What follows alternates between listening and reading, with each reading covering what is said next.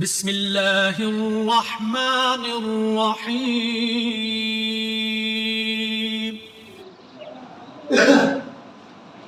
إن الحمد لله نحمده ونستعينه ونستغفره ونؤمن به ونتوكل عليه ونعوذ بالله من شرور أنفسنا وسيئات أعمالنا من يهده الله فلا مضل له ومن يضلله فلا هادي له وأشهد أن لا إله إلا الله وحده لا شريك له وأشهد أن محمدا عبده ورسوله أما بعد فإن خير الحديث كتاب الله وخير الهدي هدي محمد صلى الله عليه وسلم وشر الأمور محدثاتها وكل محدثة بدعة وكل بدعة ضلالة وكل ضلالة في النار. أعوذ بالله السميع العليم من الشيطان الرجيم. فانكحوا ما طاب لكم من النساء مثنى وثلاث ورباع. وقال النبي الكريم صلى الله عليه وسلم: يا معشر الشباب من استطاع منكم الباءة فليتزوج فإنه أغض للبصر وأحسن للفرج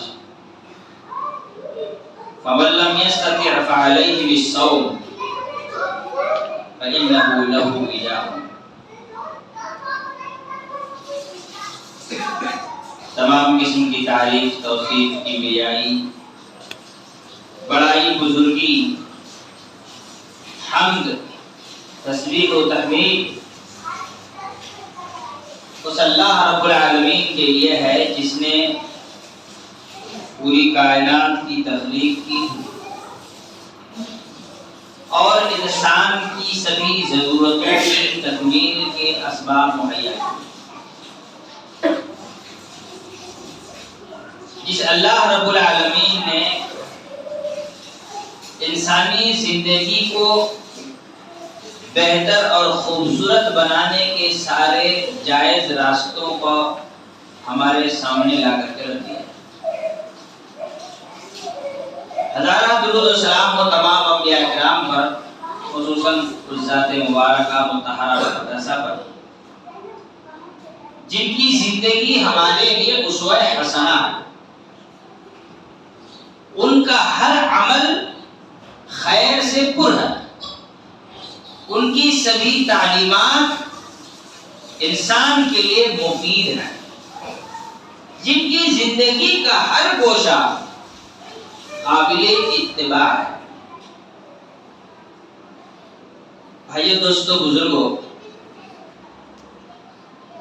یہ جو موسم ہے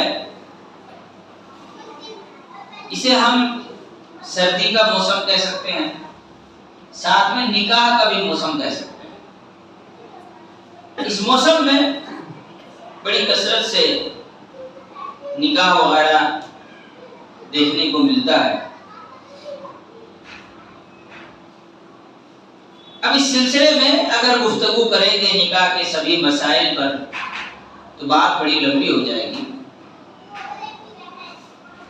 میں بنیادی طور پر دو باتوں کا ذکر کرنا چاہتا ہوں. پہلی بات یہ ہے کہ اسلام ایک ایسا دین ہے جس دین میں اللہ رب العالمین نے یہ خوبصورتی رکھی ہے کہ یہ دین زندگی کے ہر گوشے میں، ہر موڑ میں انسان کی رہنمائی کرتی ہے. زندگی کا کوئی ایسا موڑ نہیں ہے جس سلسلے میں شریعت نے ہماری کوئی رہنمائی نہ کی. چنانچہ ہم دیکھتے ہیں کہ سلمان فارسی رضی اللہ تعالیٰ عنہ کے پاس ایک یہودی آتا ہے اور آ کر کے مذاق کرتے ہوئے، ٹھٹھا کرتے ہوئے، استہزاء کے طور پر، یا یوں سمجھیے نیچا دکھانے کے نیت سے وہ یہ کہتا ہے کہ یعلمکم نبیکم کل شیء حتی الخلاف، ارے تم جس نبی کی اتباع کر رہے ہو، پیروی کر رہے ہو، کلمہ پڑھے ہو، ایمان لائے ہو جس پر، اس کی زندگی بڑی عجیب ہے. تمہیں سب کچھ سکھاتے ہیں، یہاں تک کہ تمہیں ٹوائلٹ باتھ روم کے بارے میں بھی سکھاتے ہیں، استنجا کا طریقہ بھی بتاتے ہیں، بیت الخلاء میں بیٹھنے کا سلیقہ سکھاتے ہیں. آپ سوچیں گے اس میں مذاق اڑانا کیا ہوا؟ مذاق اڑانے کا تصور یہ تھا کہ وہ بڑا آدمی ہے تو بڑی بڑی باتیں کرے گا، چھوٹی چھوٹی باتیں کیوں بیان کرے گا؟ یہ چھوٹی باتیں بیان کرنے کے لیے اتنے بڑی شخصیت کی کیا ضرورت ہے؟ بڑا آدمی بڑی باتیں کرے. اور ہمارا سماج اور معاشرہ استنجا، بیت الخلاء، ٹوائلٹ، باتھ روم ان چیزوں کو معمولی حقیق سمجھتا ہے. یہ حقیق چیزیں، اس پر کیا بات کرنا. حضرت سلمان فارسی رضی اللہ تعالی عنہ اس دشمن اسلام کی حرکت کو بھانپ گئے اور انہوں نے پوری طرح سے مجلس کو پلٹ دیا، جس کو ٹیبل پلٹنا کہتے ہیں. اور انہوں نے کہا کہ اجل بھائی بھائی، تم جس چیز کو کمی سمجھ رہے ہو، کمزوری سمجھ رہے ہو، نقص سمجھ رہے ہو، عیب سمجھ رہے ہو، ذلت و رسوائی کا ذریعہ سمجھ رہے ہو، ہم اسے اپنے لیے فخر کا ذریعہ سمجھتے ہیں. اجل ارے بڑی بات یہ ہے کہ ہمارے نبی صلی اللہ علیہ وسلم ہم نے ایک ایسا دین لا کر کے دیے ہیں جس میں ہمیں کسی دوسرے دین سے، سماج سے، معاشرے سے، لوگوں سے کچھ ادھار لینے کی ضرورت نہیں ہے. ایک ایسا دین ہے جو انسان کی بڑی سے بڑی ضرورت اور چھوٹی سے چھوٹی ہر ضرورت کے سلسلے میں اس کو رہنمائی دیتی ہے. زندگی میں اس کی کوئی بھی ضرورت ہو اس کو پوری کرتی ہے، اسے سکھلاتی ہے کہ اس موڑ میں تمہیں یہ کرنا ہے، اس موڑ میں یہ کرنا ہے. یتیم، لاچار، بے یارو مددگار نہیں چھوڑتی ہے کہ ٹھیک ہے نماز روزہ تو سکھا دیا، لیکن تمہیں استنجا کا طریقہ سیکھنا ہو تو تم ویسٹرن کلچر سے سیکھو، یا تمہیں استنجا کا طریقہ سیکھنا ہو تو فلانا دھرم سے لے لو، یا جو چلتا ہے اسے چلنے دو. ایسا نہیں کیا. اور تم کو ہم یہ تفصیل بتا دیں کہ استنجا کے طریقے کی ساتھ ساتھ اتنے ڈیٹیل کے ساتھ اسلام نے بتایا کہ وَنَهَانَا أَن نَّسْتَنْجِيَ بِأَقَلِّ مِنْ 3 حَجَارٍ أَوْ عِظَمٍ أَوْ رَجِيعٍ. ارے ہمارے رسول صلی اللہ علیہ وسلم نے تو اتنا ڈیٹیل کے ساتھ بتایا کہ استنجا کرو تو پانی استعمال کرو، نہ ہو تو ڈھیلا استعمال کرو، ڈھیلا ہو تو 3 سے کم نہ ہو، ہڈی نہ ہو، گوبر نہ ہو. یہ ساری ڈیٹیل کے ساتھ ہمیں بتایا ہے. یہ پوری فنیشنگ ہے اسلام کی. کہتے ہیں کام بڑا اچھا ہے، پوری باریکی سے کیا گیا، بڑا فنیشنگ کے ساتھ کام کیا گیا. یہ اسلام کی خصوصیت ہے. تو انسانی زندگی میں کچھ چیزیں ایسی ہیں جس کو لوگ عار، کمزوری، عیب، نقص، خفت تصور کرتے ہیں. نہیں بھائی یہ بات تو ایسی ہے کہ اسے ہمیں شرمندگی کا احساس ہوتا نہیں. ان اللہ لا یستحی من الحق شیئا. اللہ رب العالمین کسی بھی حق، سچی اور صحیح بات سے عار محسوس نہیں کرتا. لہذا ایک ایسا دین عطا کیا ہے جس میں انسان کے ہر ضرورت کی تکمیل کی گئی ہے. آج پوری دنیا میں بات دوسری طرف چلی جائے گی، بس ایک بات بیان کر کے آگے بڑھتا ہوں. انوائرمنٹ کا جو ہے بڑا شور شرابہ ہے. Climate changing, environment, oxygen level گھٹ رہا ہے، سماج ہوا میں دھواں بڑھ گیا ہے، آکسیجن کی کمی ہو گئی ہے. انسان کی زندگی کے لیے سانس سب سے اہم چیز ہے. شریعت نے اس کے بارے میں کیا کہا؟ حسن درجے کی حدیث ہے. اللہ کے رسول صلی اللہ علیہ وسلم نے فرمایا کہ اگر تمہارے ہاتھ میں ایک پودا ہو، تمہارے ہاتھ میں کیا ہو؟ پودا ہو، چھوٹا سا پلانٹ ہو جس کو بویا جاتا ہو، اور تمہیں پتا ہو کبھی تھوڑی دیر بعد قیامت واقع ہونے والی ہے، تو تم اس پودے کو لگانے میں دیری نہ کرو، جلدی کرو. اس سے پہلے کہ قیامت واقع ہو جائے تو اس پودے کو لگاؤ. گرین ریولوشن اسلام نے کتنی زندگی پہلے کہا. تمہارے پاس ایک پودا ہو، تمہیں پتا ہو کہ اگلے پل میں قیامت واقع ہونے والی ہے، تم اس کو لگا دو. یہ نہ سوچو کہ قیامت واقع ہو جائے گی پودا لگا کے کیا کرنا ہے. آج انوائرمنٹ پہ پلانٹیشن پہ اور اس پر لمبے لمبے لوگ بھاشن دیتے ہیں, تقریریں کرتے ہیں. اللہ کے رسول صلی اللہ علیہ وسلم آج سے 1400 سال پہلے جس زمانے میں پیٹرول اور اسی طرح ڈیزل کی گاڑیاں نہیں چلتی تھی, جب ہوا پہ فضاؤں میں آلودگی نہیں تھی, ہے نا, یہ گیس اور یہ ساری چیزیں ہوا میں نہیں پھیلے ہوئے تھے, مائننگ نہیں ہوتا تھا تو جس سے دھول نکلے, دھواں نکلے, جس سے فضا اور ہوا میں آکسیجن کا لیول گھٹ جائے. اس زمانے میں جب دنیا میں نارملی قدرتی طور پر جنگلوں کی بھرمار تھی, تب اللہ کے رسول صلی اللہ علیہ وسلم کہہ رہے ہیں کہ اگر اگلے پر قیامت ہونے والی ہو اور ابھی تمہارے پاس پودا ہو تو اس کو لگاؤ. انسان کی زندگی کی ضرورت سانس ہے, شریعت نے اس کا خیال رکھا. تو اسلام کی خوبصورتی ہے. ویسے ہی انسان کے ضروریات زندگی کے اعتبار سے ابھی اسلام کے محاسن, اس کی خوبصورتیوں پر بات کریں گے تو بات بڑی لمبی ہو جائے گی.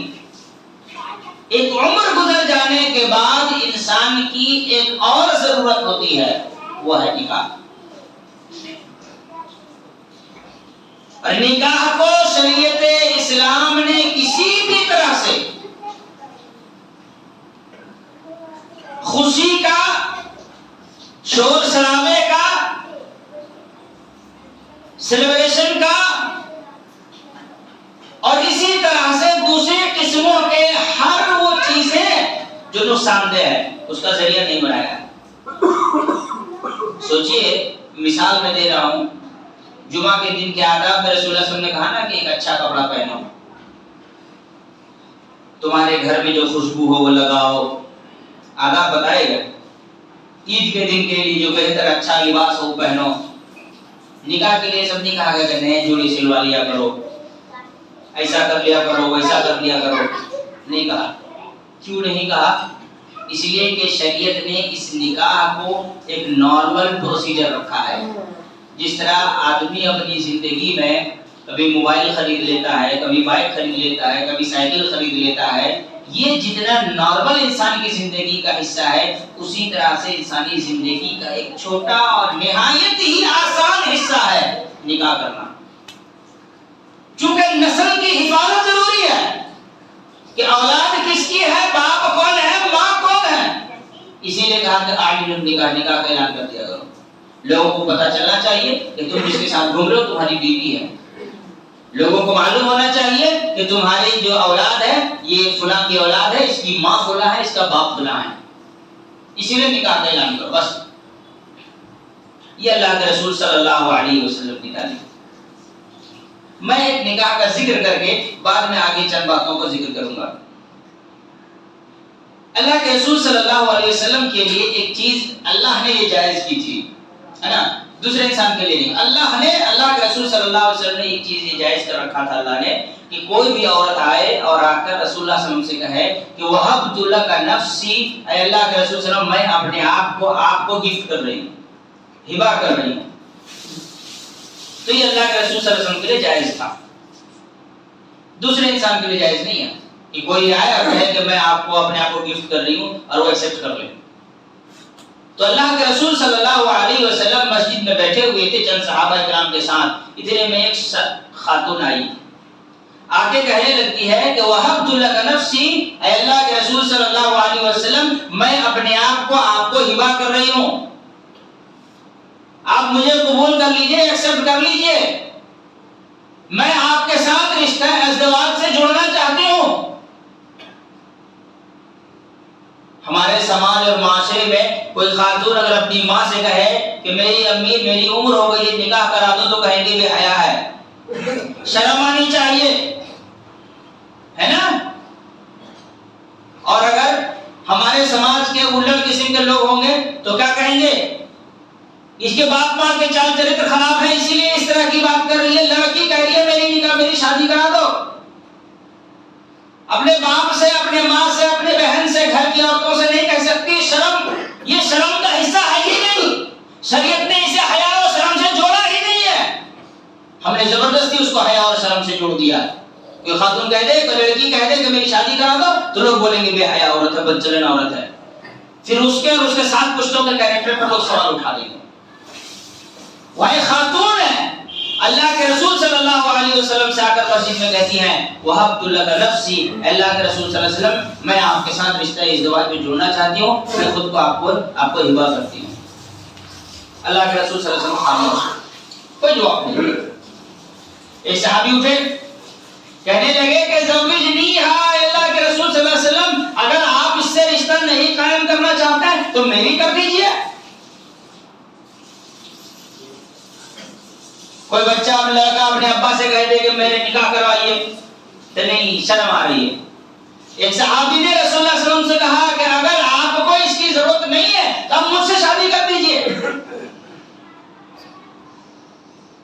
یہ ہو سکتا ہے ہمارے سماج میں یہ خطبے کے بیچ میں آپس میں بات کرنا، موبائل اٹھانا، دیکھنا، فون کال کیا کہ یہ سب کر کے آپ لوگ اپنا ثواب خراب کر رہے ہیں. بجتا ہے بجنے دیجئے،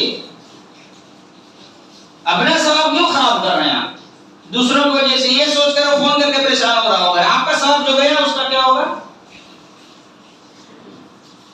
یہ تو وہاں پہ وقوفی ہے کہ دوسروں کے فائدے کے لیے آدمی اپنا نقصان کروائے. تو اللہ کے رسول صلی اللہ علیہ وسلم سے صحابی نے کیا کہا کہ آپ اگر نہیں کرنا چاہتے میری کر دیجیے.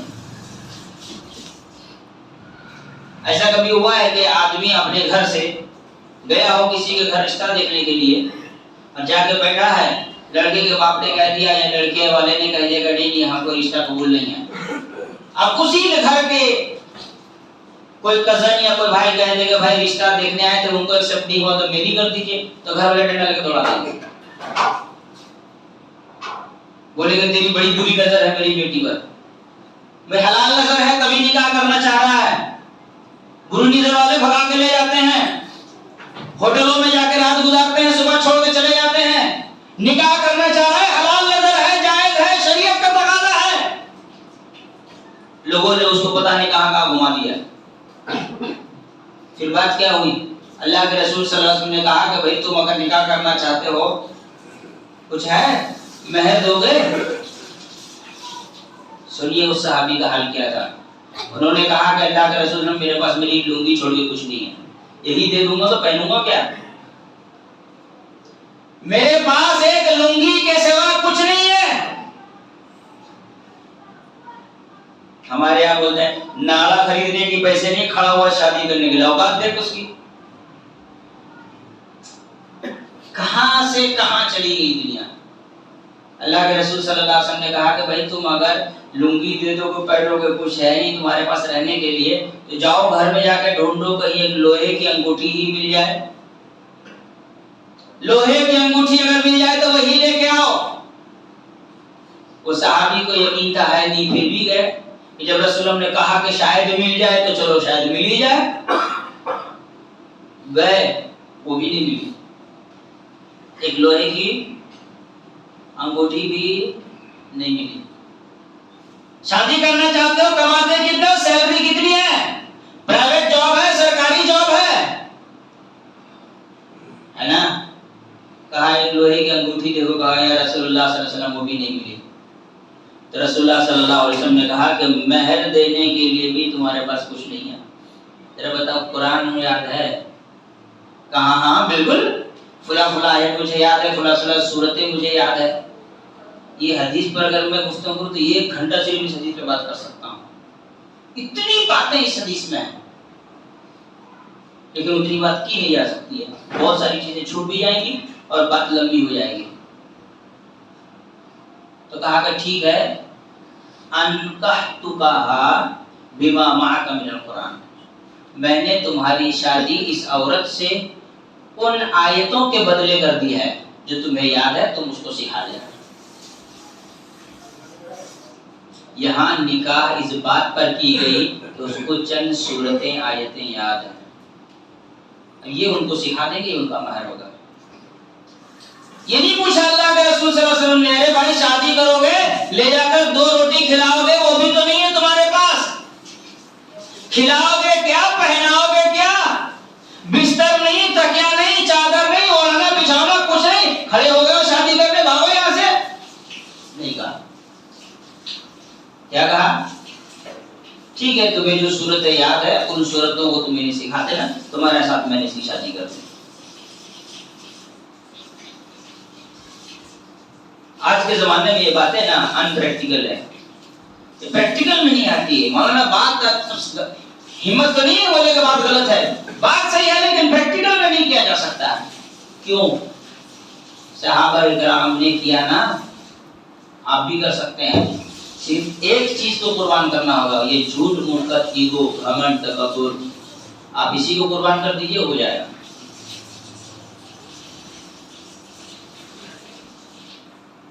آج نکاح تکبر کا، غرور کا، گھمنڈ کا ایک سامان ہے. میرے بیٹے کی شادی میں دیکھے تھے میں نے کیسا ارینجمنٹ کیا تھا. میری بیٹی کی شادی میں دیکھے تھے کھلا مسجد کے امام صاحب آئے تھے، منتری آئے تھے، سنتری آئے تھے، ممبر آف پارلیمنٹ، کاؤنسلر، لفندر، اندر بندر، شیطان، چولہا چپاڑا، سماعت، سب آئے تھے. دیکھا تھا میں نے کتنا انتظام کیا تھا، میں نے کیا کیا کھلایا تھا. آج نکاح میں، نکاح بھی شو آف کا، تکبر کا ایک ذریعہ بن گیا ہے، اور اسی کے وجہ سے نکاح مشکل ہوئی. آپ صرف اس تکبر کو اگر کاٹ دیں گے تو نکاح آسان ہو جائے گا. اللہ رب العالمین نے قرآن مجید میں نکاح سے متعلق بیان کرتے ہوئے کہا اگر نکاح کر رہے ہو، لڑکا بے روزگار ہے، فقیر ہے، غریب ہے، مسکین ہے، محتاج ہے، ان یکونوا فقراء، اگر وہ فقیر ہے، یغنیہم اللہ من فضلہ، اللہ اپنے فضل و احسان سے ان کو غنی کر دے گا. مولانا جاب نہیں ہے، برکت نہیں ہے، دکان چل نہیں رہا ہے، روزی روٹی کی تنگی ہو گئی ہے. میں آپ کو پوری پریکٹیکل بات بتا رہا ہوں، اس کو سمجھیے کبھی غور سے. آپ کے بچے کی عمر 20 سال ہو گئی ہے، آپ نے بیٹے کا نکاح نہیں کروایا ہے. سماج کا 98% نوجوان شادی نہ ہونے کی وجہ سے مختلف طریقے سے گناہوں میں ہے. یہی گناہ بے برکتی کا ذریعہ ہے. گناہ کرنے سے برکتیں ختم ہوتی ہیں کہ نہیں ہوتی ہیں؟ جب آدمی گناہ کرتا ہے تو برکتیں اٹھائی جاتی ہیں، روزی میں تنگی پیدا کر دی جاتی ہے. گناہ کرنے سے روزی کو اللہ ٹائٹ کر دیتا ہے. آپ چاہتے ہیں کہ پہلے روزی کشادہ ہو، بعد میں نکاح کیا جائے. اللہ نے کہا پہلے نکاح کرو. اس نکاح کے وجہ سے تمہارے گھر میں نوجوانوں کی حالت یہ ہوگی کہ بہت سے گناہوں سے بچیں گے، اور جب گناہوں سے بچیں گے تو ہم تمہاری روزی میں برکت دیں گے. اللہ نے کہا سیدھا، ہم نے کہا ہم الٹا ہی چلیں گے. پانی نیچے جاتا ہے، ہم اوپر ہی لے جائیں گے. بھلے موٹر لگا کے پانی اوپر لے جاؤ لیکن جائیں گے تو لے کے اوپر، اس راستے پہ نہیں. نو انٹری میں گاڑی بجانے کی عادت ہے ساتھی، یہ نو انٹری میں چل رہا ہے.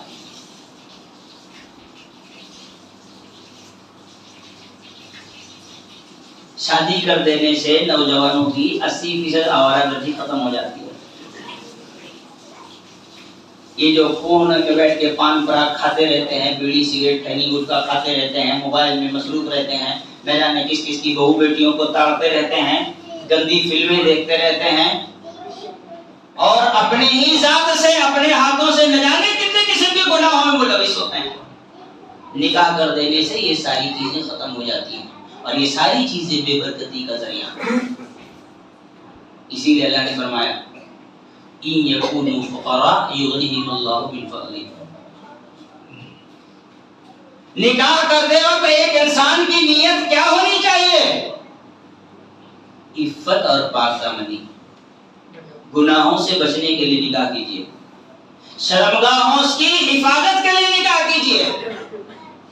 سنن ترمذی کی حسن درجے کی حدیث ابو ہریرہ رضی اللہ تعالیٰ عنہ بیان کرتے ہیں، کہتے ہیں کہ 3 قسم کے لوگ ایسے ہیں، 3 قسم کے لوگ جن پر اللہ نے اپنی مدد کو لازم قرار دیا ہے.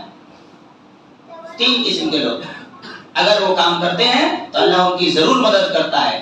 اللہ نے خود پر اپنی جانب سے لازم کر لیا، یعنی اللہ تعالیٰ لازماً ایسے لوگوں کی مدد کرتا ہے. نمبر 1 المجاہد فی سبیل اللہ، جو اللہ کے راہ میں نکلا ہے اللہ رب العالمین اس کی ضرور مدد کرتا ہے. یہ اللہ نے کہا کہ یہ رسول اللہ صلی اللہ علیہ وسلم نے فرمایا کہ اللہ تعالیٰ نے اپنے اوپر خود سے لازم کر لیا کہ مجھ کو کرنا ہی کرنا ہے ان کی مدد. نمبر 2 الکاتب الغلام الکاتب، پرانے زمانے میں غلام ہوا کرتے تھے. اب غلامی سے آزادی کا ایک ذریعہ یہ ہوتا تھا کہ غلام اپنے مالک سے کہے کہ آپ مجھے آزاد کر دیں، میں اس کے بدلے آپ کو 5000 روپے دوں گا. کہاں سے لاؤ گے؟ لکھا پڑھی کر لیجئے، آپ مجھ کو چھوڑ دیجئے، میں محنت کر کے مزدوری کر کے مانگ کر کے جیسے بھی ہو اگلے 6 مہینے میں 7 مہینے میں 1 سال میں آپ کو پیسہ دے دوں گا. تو اللہ اس کی ضرور مدد کرتا ہے. والناکح یرید العفاف، اور تیسری چیز اللہ کے رسول صلی اللہ علیہ وسلم نے فرمایا وہ نوجوان جو شادی کرنے کے لیے کھڑا ہوتا ہے اس نیت سے کہ میں خود کو پاک دامن رکھوں گا، اللہ اس کی مدد کرتا ہے.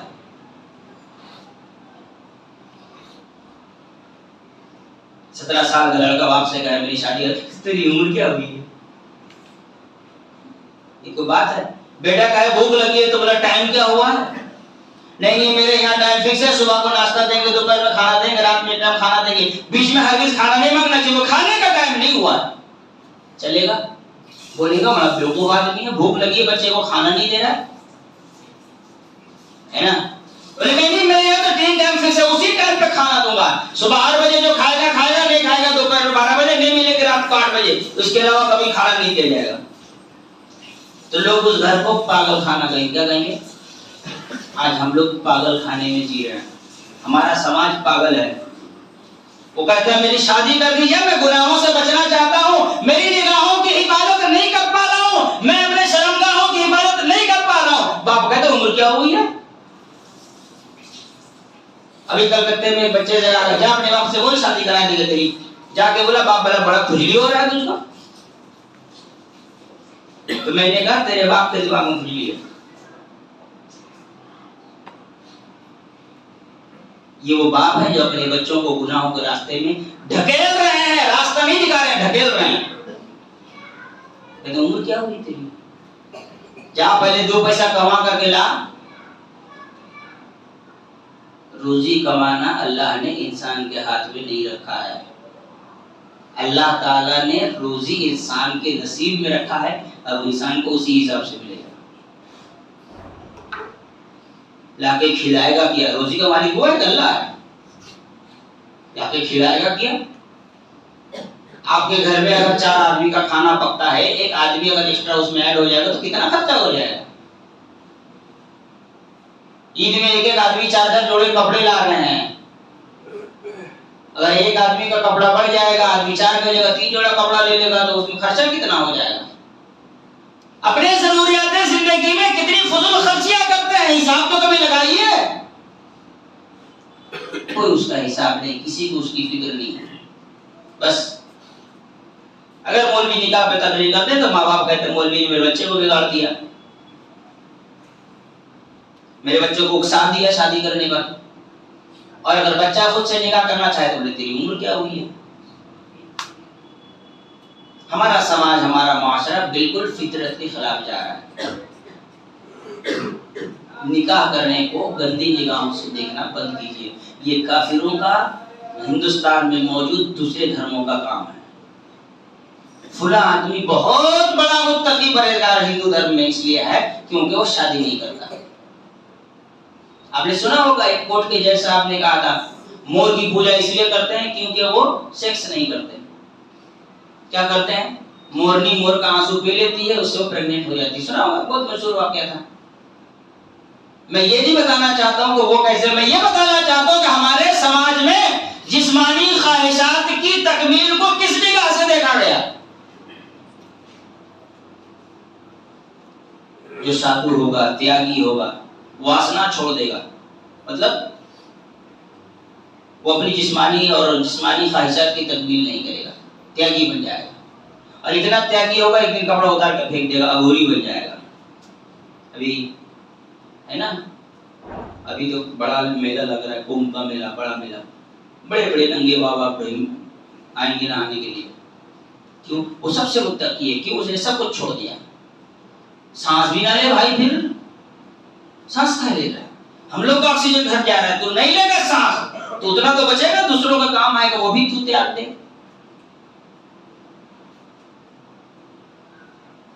تو دوسرے دھرموں میں نکاح کرنا ہے نا، دوسرے دھرموں میں کسی انسان کا نکاح کرنا، ازدواجی تعلقات قائم کرنا، جسمانی خواہشات اور جنسی خواہشات کی تکمیل کرنا یہ گندی چیز ہے۔ اور اس کے نتیجے میں کیا ہو رہا ہے؟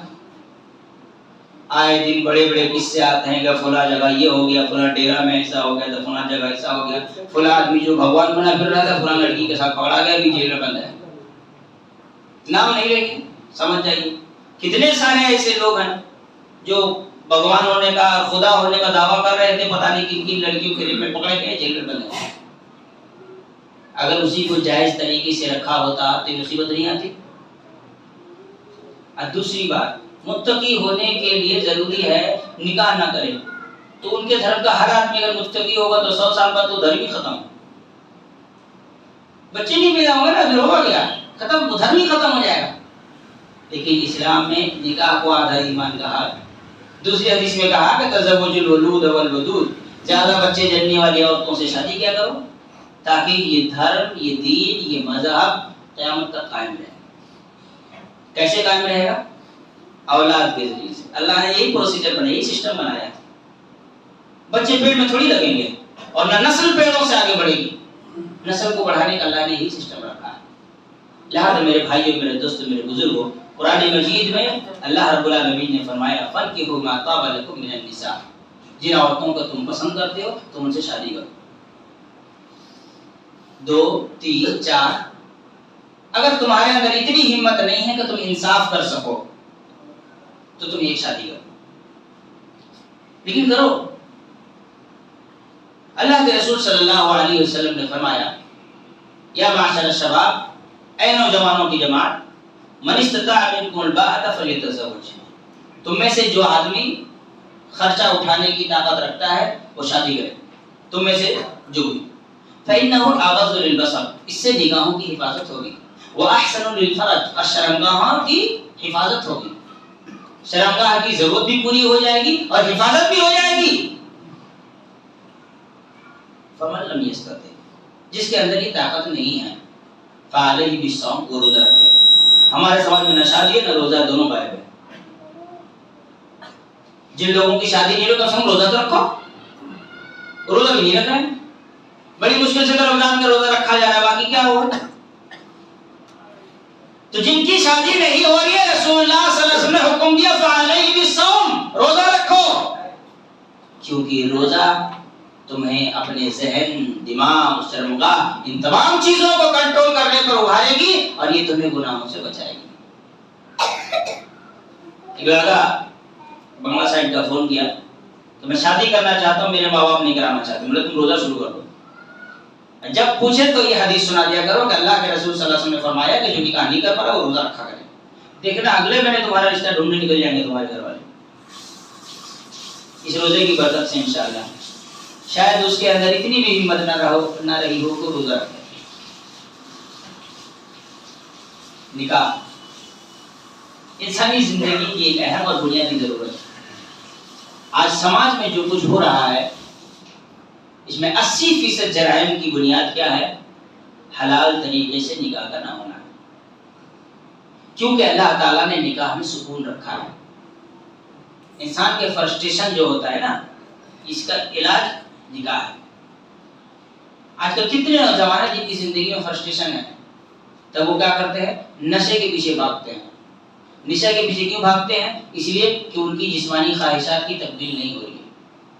میں تو کہتا ہوں، کبھی کبھی میں غصے میں کہہ دیتا ہوں، ابھی نہیں کہہ رہا ہوں، جب پہلے کہتا تھا کہ ایسے ماں باپ کو ڈنڈے لے کر مارو، کھلاتے تو بڑا اچھا ہے، ڈرائی فروٹ کھلا دیتے ہیں، دوسری اچھی اچھی گرم چیزیں کھلا دیتے ہیں، ابھی بچے کی شادی بھی نہیں کراتے، تو پھر وہ مہینہ کھلا کم سے کم، تاکہ ان کے جسم کی ضرورتوں کو کچھ تو سکون ملے۔ یہ ڈرائی فروٹ ضرور کھلائیں گے، جو ان کے خواہشات کو برانگیختہ کرنے والی چیزیں ہیں، ابھی شادی بھی نہیں کرائیں گے۔ یہ تو ظلم کے اوپر بڑا ظلم، جس کو فارسی میں ستم باغائے ستم، یہ ظلم کے اوپر بھی ظلم ہے۔ کھانا بھی کھلائیں گے ایسا جس کے کھانے کے بعد انسان فزیکلی اور زیادہ محتاج ہو، ضرورت مند ہونے کا آگا، اور پھر شادی بھی نہیں کرائیں گے۔ 80% نوجوان بلکہ 98% نوجوانوں کی حالت کیا ہے؟ ماسٹربیشن کر رہے ہیں، گندی فلمیں دیکھ رہے ہیں، سماج میں چلتی ہوئی کسی بھی لڑکی کو دیکھ رہے ہیں تو للچا رہے ہیں۔ اس کی وجہ کیا ہے؟ یہ ہمارا جھوٹا نالائق ایگو، جس نے ہمیں یہ بات سکھا دیا کہ بچے کی شادی تو ہم دھوم دھام سے کرائیں گے۔ ایک سوال اکثر لوگ کرتے ہیں، ہمارے پاس گھر نہیں ہے۔ کیوں نہیں ہے؟ یہ ایگو تمہارے لیے گھر کے لیے مصیبت بنا ہوا ہے، کیونکہ آپ اس محلہ سے باہر جانا نہیں چاہتے، اب یہیں رہنا چاہتے ہیں۔ تھوڑا سا محلہ سے باہر جائیے، جہاں تھوڑا سستا ہو وہاں جائیے تاکہ آپ کا گھر کا انتظام ہو۔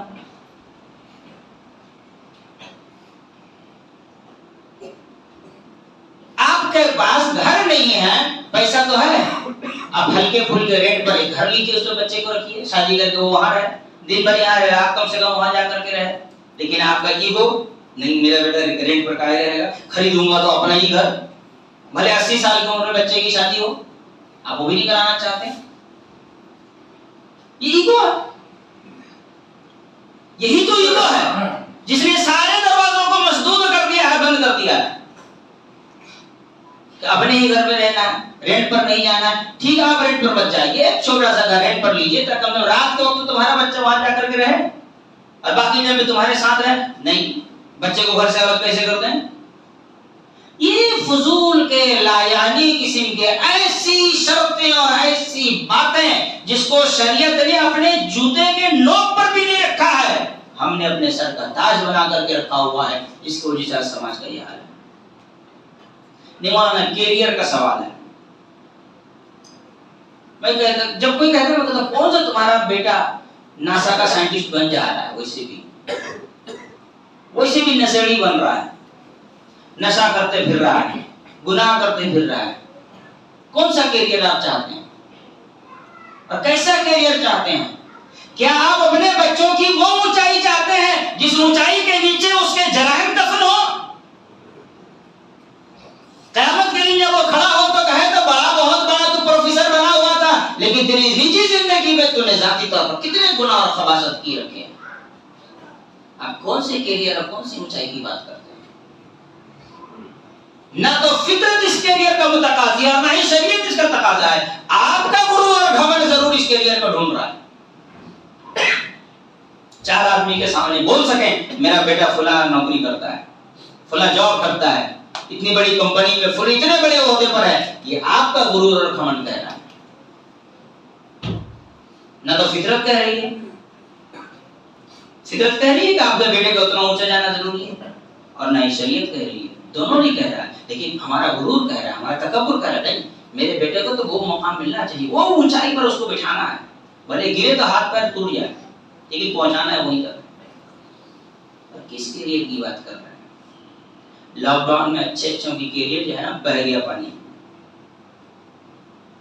اور کس کیریئر کی بات کر رہے ہیں؟ جب چپڑاسی کے لیے فارم بھرنے کی بات ہوتی تھی، پی ایچ ڈی لوگ فارم بھرتے ہیں نوکری کے لیے، چپڑاسی کی نوکری کے لیے کس کیریئر کی بات کر رہے ہیں؟ کون سا کیریئر ہے؟ کیریئر میں کچھ نہیں، ہمارا غرور ہے، ہمارا تکبر ہے، ہمارا گھمنڈ ہے۔ لہذا اپنے ذہن کو صاف کریں، ضرورتوں کو سمجھیں اور اس ضرورت کے اعتبار سے اپنی زندگی کو بنائیں۔ دنیا یہ امتحان کی جگہ ہے اور امتحان میں ضرورت کا خیال رکھا جاتا ہے۔ آپ کے امتحان میں خوبصورت مہنگے پین خرید لینے سے، اور وہ آتا ہے جس میں لکھتے ہیں آنسر شیٹ رکھ کے لکھتے ہیں، کہیں پیجبرو بولا جاتا ہے، کہیں کچھ اور بولا جاتا ہے، وہ مہنگا والا سونے چاندی کا خرید لینے سے مارکس نہیں ملیں گے، مارکس ملیں گے آپ نے سوال کا جواب کیا لکھا ہے۔ بھلے آپ 2 روپے والے پین سے لکھیں اور زمین پر پیپر آنسر شیٹ لکھ کر کے رکھیں۔ دنیا امتحان کی جگہ ہے، یہاں امتحان دیجئے۔ دنیا امتحان کی جگہ ہے، یہاں امتحان دیجئے۔ یہاں خود کسی دوسرے کا ایگزامنر بننے کی کوشش مت کیجیے۔ الذی خلق الموت والحیات لیبلوکم ایکم احسن عملا۔ اللہ نے زندگی دی ہے تاکہ آپ کے اچھے اور برے اعمال کے امتحان لے، آپ کے کیریئر کے امتحان نہ لے۔ اور اچھا اور برا عمل کیا ہے؟ اچھا برا عمل یہی ہے کہ آپ کتنا زیادہ عفت و پاک دامنی کے ساتھ زندگی گزار رہے ہیں اور آپ کے دامن میں کتنے داخل ہیں. لہذا میرے بھائیوں، میرے دوستوں، میرے بزرگوں، آپ ہوش میں آئیے اور ریئلٹی کو سمجھیے. یہ دنیا کے جو میں اکثر ایک بات کہتا ہوں کہ ریل کی دنیا کو ریئل میں مت لائیے.